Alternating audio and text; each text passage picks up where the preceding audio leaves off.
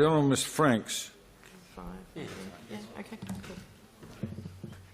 Thank you, Mr President. I rise to speak briefly on this bill, although possibly less briefly than I was going to.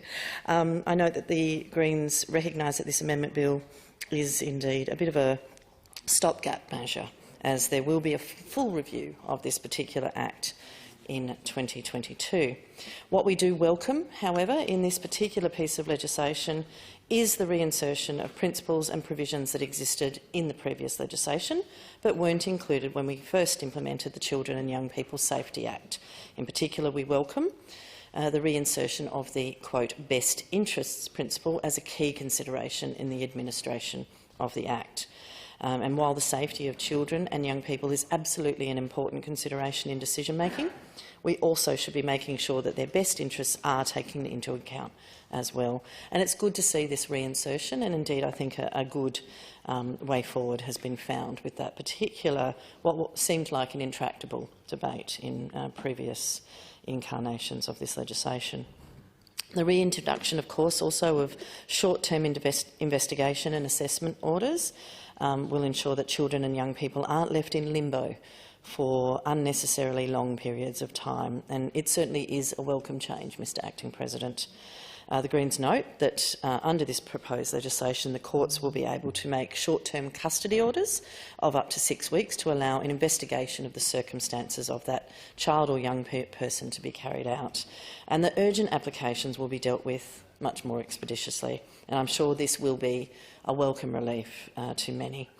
There is also, in a very welcome move, clear articulation and expansion of the Aboriginal and Torres Strait Islander child placement principle, Mr Acting Speaker. This is something, again, we fully and wholeheartedly welcome and look forward to supporting.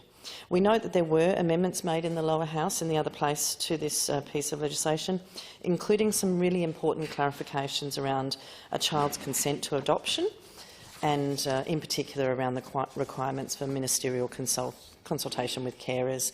We believe that these are both positive steps.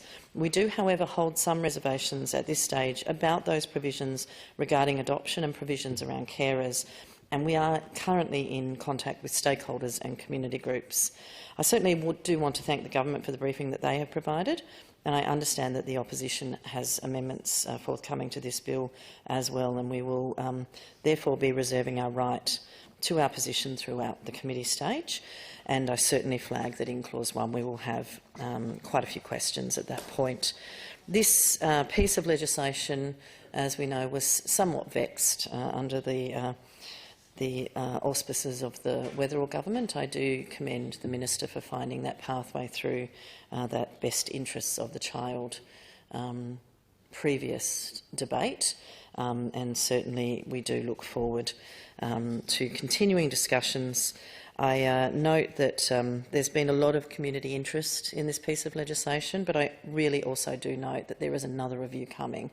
So if we can't find our way to supporting all the measures in this particular incarnation of the legislation, we'll certainly be looking forward to full and appropriate consultation for that 2020 review and forthcoming legislation. I